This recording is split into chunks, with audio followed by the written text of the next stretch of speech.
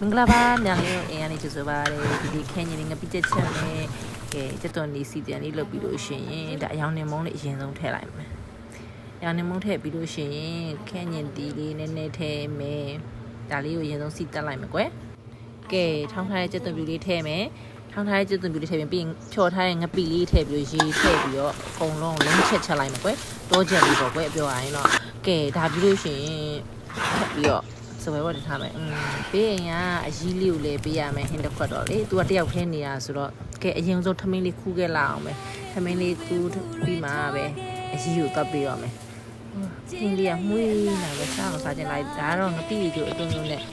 ဒီလေးရေဒီမှာရော့အိမ်မှာဟင်းလေးချက်တာအများလို့လေရီလေးအတွက်ဟင်းတစ်ခွက်